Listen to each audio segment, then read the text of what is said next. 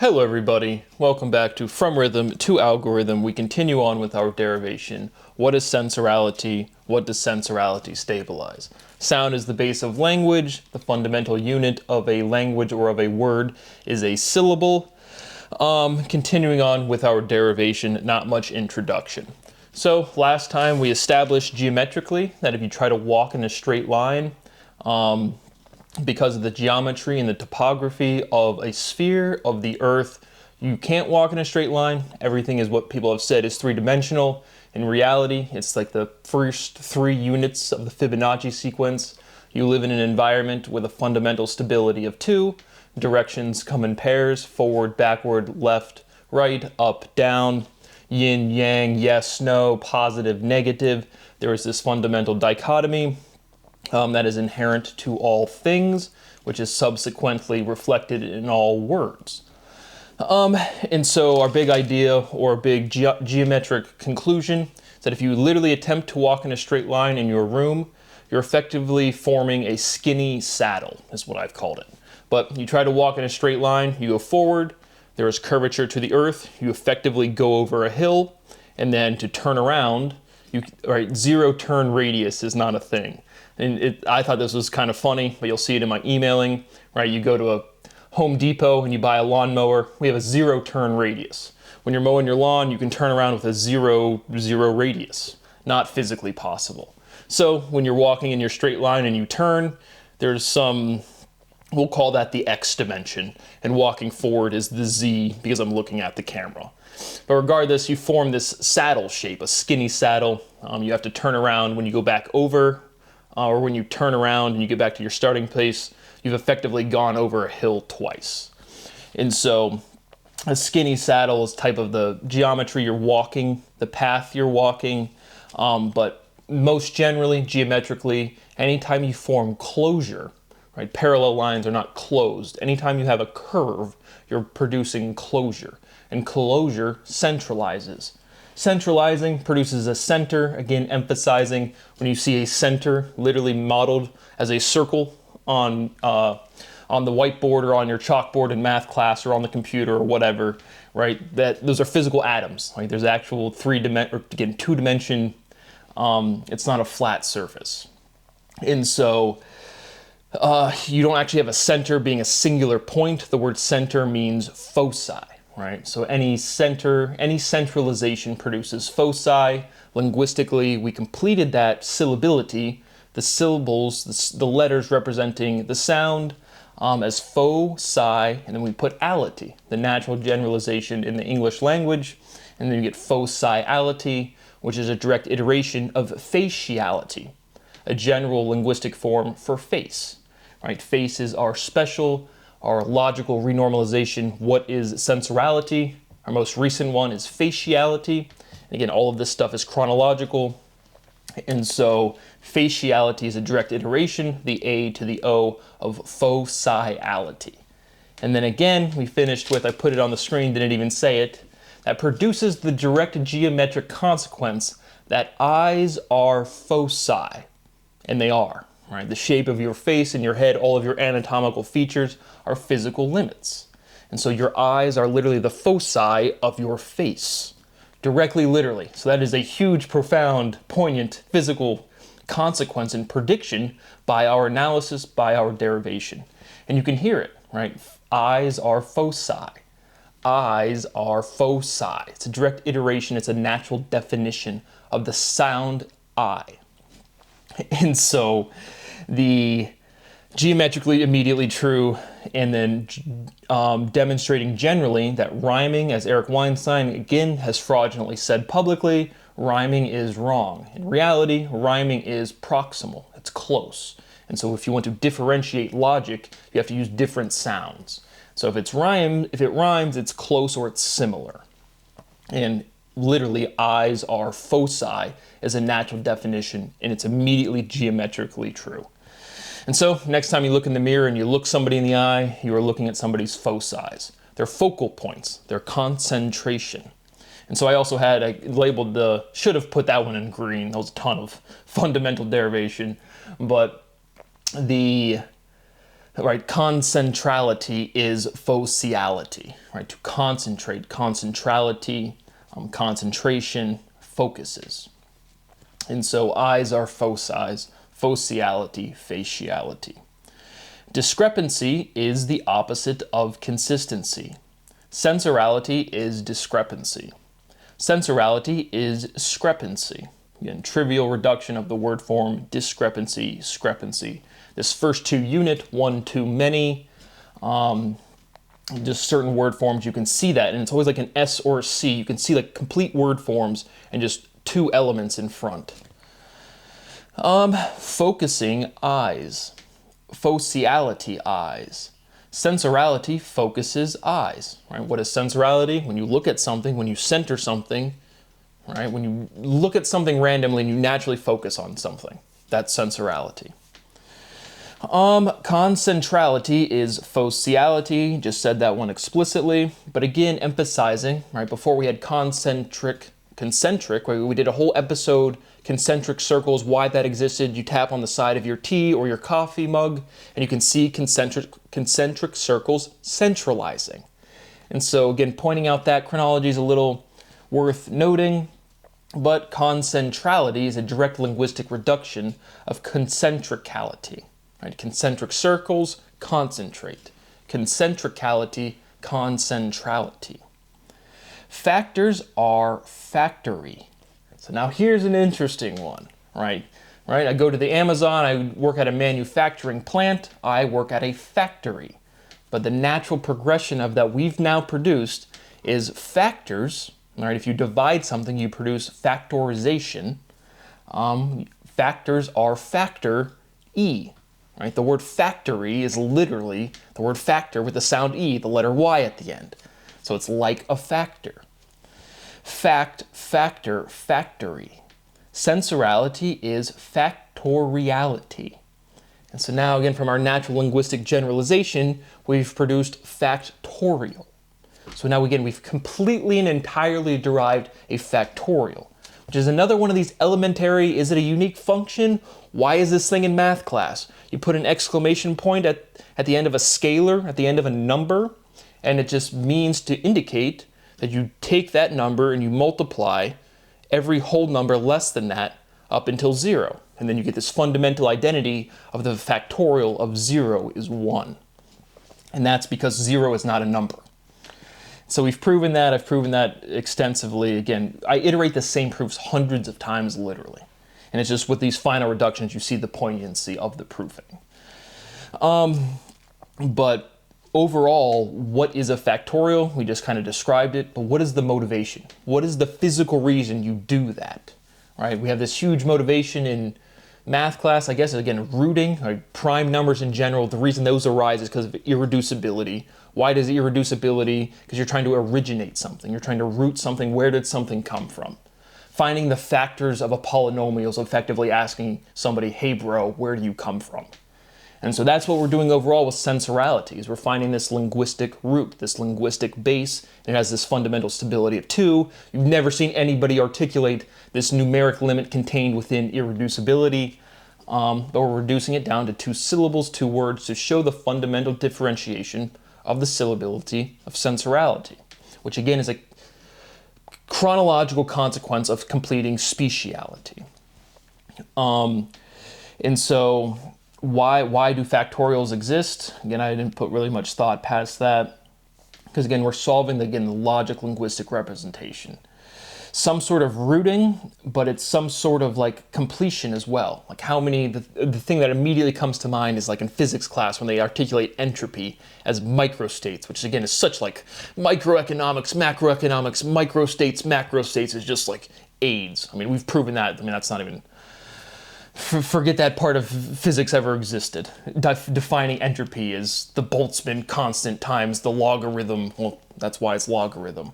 But it grows exponentially. It intricates. We'll get to that in a second. But when you're taking a factorial, you're effectively exhausting all, because nature is discrete. Whole numbers are natural numbers. It's only meaningful number fields. And so that's why it's whole numbers. It's not like fractions. 6 times 5 times 4 times 3 times 2 times 1. And then you don't do 0 because that would make everything 0. And that's why 0 factorial is 1, because it's some manifestation of irreducibility. But there's no solution, right? These problems or these identities, the addition of all natural numbers equaling -1/12, there's no resolution to that. You just show like why that unnatural identity arises. But it's some sort of exhaustion of saying, here are all the configurations, here are all of the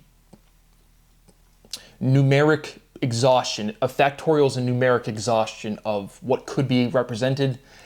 Again, not one-to-one, but that's kind of like why factorials exist at all. It's some sort of rooting function of when things expand, they expand exponentially, and so you're multiplying all of that expansion backwards. It's kind of as close as to I can get right now as to like why factorials exist. But that's what it is, and we've produced the entire linguistic representation. We derived factoriality. Sensorality, obviously. Right, everything is sensorality until we find its differentiation, its fundamental iteration of syllability. To factor is to reduce. Factoring roots, rooting reduces. Is acting sensory? Action is real. So again, we've completed the philosophy. This again sounds goofy to say, but it's because philosophy is not a unique domain of ontology. And so action is real, existence is real, reality exists, but we've exhausted the linguistic representation of that conceptualization. Sensory factory.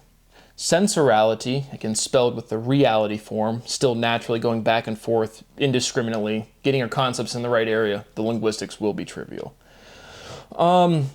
Sensorality acts, action is real, sensorality is acting. Sensorality is actionable. Sensorality is actionability. Sensorality is activation. Vibration activates. Again, vibration being the inverse of rhythm. The two big words, rhythm and vibration, to describe motion. What's the difference between motion and movement? What activates a sensor? We have pressure sensors, we have motion sensors, not movement sensors. Huh, interesting lead in there, Brad. Again, this is at this point, it's a well-defined analytical process just to arrive at the definition of sensorality. This is like, again, people not knowing what integration is at all, and then once you define it, it's like, oh, people can execute the functionality. But what activates a sensor? Moving along. Activation, dissertation. Sensorality, dissertates. Hey, Professor Sean Carroll, I'd like to defend my dissertation, my collective body of work to move the research of physics and mathematics forward by completing analysis, which again, kind of like we kind of close down fundamental theory with that. It's kind of exciting stuff.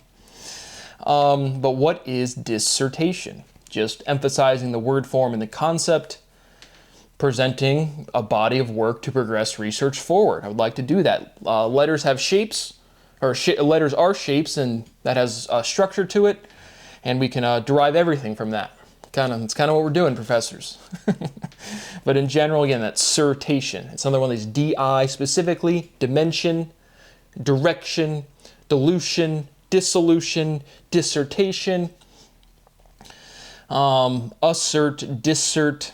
Again, just emphasizing those part of the syllability that comes up through, the concepts might seem random at some points, but all of these things are just natural progressions. And like, again, factory to action, that was one that, again, I didn't really say every explicit step, but again, I've demonstrated the analytical process. If there's a jump for you, you can fill in the blanks. There are so many trivial steps of just expanding the word forms. Okay, so then what is dissertation? Moving on to the next chunk of derivation. Subtractionality produces fractionality. Right? Distraction subtracts. Subtractionality produces a fraction. If you have a whole and you subtract something, you've produced a fraction. Could call that a fundamental theorem of math. Again, truly, every step is the fundamental theorem of something because it's chronological. It's in order.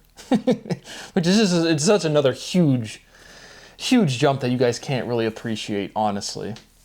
But that's why I don't overdo it, is because everything could be a fundamental theorem, literally every step. And all of the gradation that I do make is meaningful. But to subtract is to fraction. It's a good one. What is a subset to subtracting?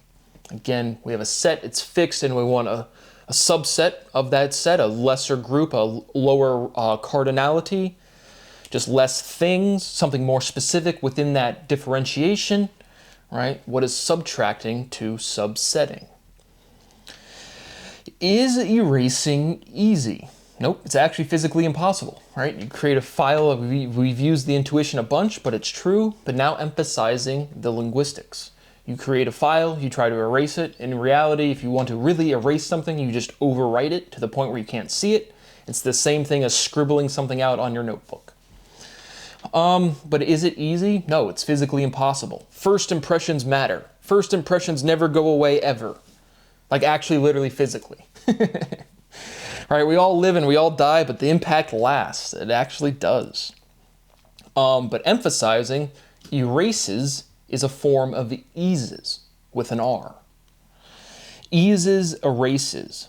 Is energy easy?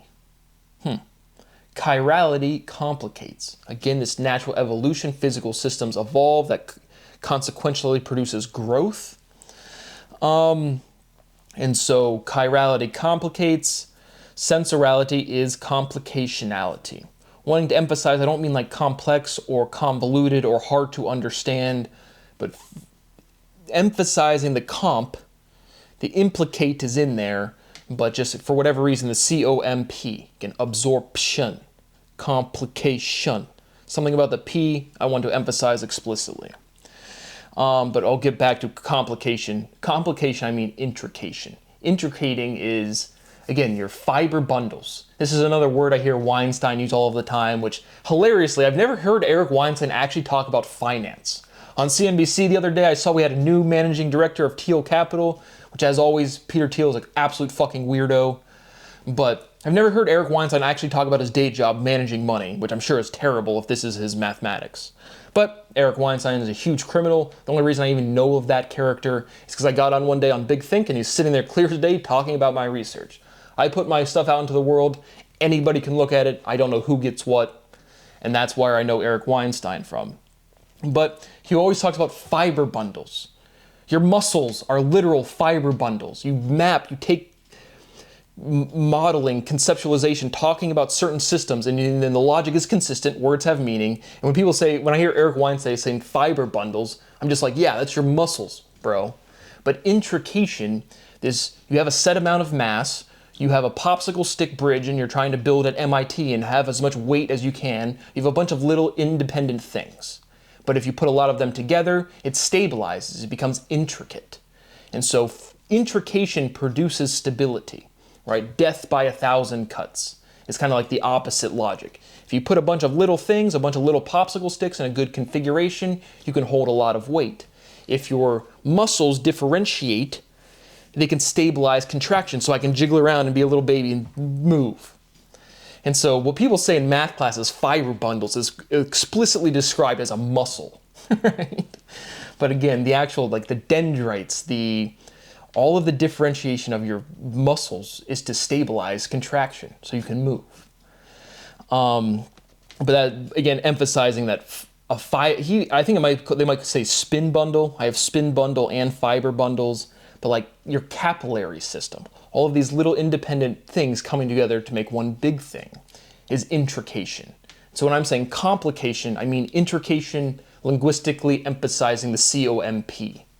So it's like steps like that. I can make that type of analysis to basically all of the structure, and my personal true analytical process is feeling. And then you just heard saying, Brad, that's not rigorous. Like, no, it's like the opposite. But I don't emphasize each independent step like that because there's no point. No one's going to follow all of this derivation. We're just going to arrive at the result. It's going to be a working definition. And as long as I'm alive, this stuff is just refining at a rate nobody else can keep up with. Yeah. So I don't mean, again, emphasizing we're at this point of syllability. Complication has some sort of conceptualization. If I said, hey, it's complicated, you're immediately probably thinking like the concept of a relationship. Whether romantic, but some sort of interpersonal relationship. Oh, it's complicated. Life isn't complicated. Emphasizing complication is intrication. A bunch of little things to produce one big thing, but it stabilizes. Moving along. Complication, placation. Sensorality placates. Placating is mitigating. Intrication stabilizes. That's what I just went through. What is manufacturing to factory? Again, emphasizing, we use the example at the beginning. I manufacture at the factory, but facture. Synthesizing manufactures. Synthesizing is sizing. Natural definition, manufacture, fracture. Right? Fracturing produces fractions. Does derivation fracture? Right? When I'm driving, again, this overall relationship of a function. We're back to a function. Why do I even say the word function? Right? The big differentiations we've made. We have a thing. We have physical things. That is a set. I have a set of notebooks. It is one element, a cardinality one notebook. And then what we've called a function is basically operation. Right? You do something to something else. That is a function. X plus 1. Do functions need variables? If I just have the equation 1 plus 4 equals 5, right? It's an equation. There's no variability. It's just, you just execute it. Is that a function? Is 4 plus 1 equals 5? Is that a function? It's an operation. There's chronology. If I just said all at once, you just have the total end. That's what we're showing in equations. Like, is this dimensional analysis? You've equated one thing to another thing. So we got some guest dogs barking in the background. It's either Waffles, again, resident scholar next door, or Peanut. I think it's Peanut's the other one. But we like the dogs. I just wish I had a place to work, in this great country where everyone's hardworking Americans, but I don't see anybody. I don't see their output. I just don't see it. Again, it's Sunday. People need to take a day off. Get another long week. But does derivation fracture? Again, any of these things that I pose as question, the logic presents to me as a question, and it's just overall juxtaposing the dichotomy of the concepts. What is derivation to fracturing? But fracture, fraction. We can restate or state, I don't know if we've done it explicitly in this derivation, the fundamental theorem of communication. Right, what's the center of mass? Community. Language contains logic. What is language? What is an expression? What is an equation? We can just state language contains logic. What does domain contain? Again, back to this function. When I think function, I think starting place, a set, an element. You do something, that's operation. You get an output. We balked and kind of thought about the word range. Works fine for me. What is range to domain? This is my sovereign domain. Do I have influence? Or what is the difference between domain and range? Range is this intrication. If I have good vocal range, good vocal quality, right, I'm not necessarily singing louder. And so, but again, the big differentiations to me for a function is a function to an operation. We've said explicitly, functions contain operations. X plus 1. Right, f of x equals x plus 1. The output equals the input plus 1. Is that base? Is that basis? All right, base, again, just bringing up anything that comes to mind. All of this stuff is resolved. This is just a new derivation for the proof of sensorality.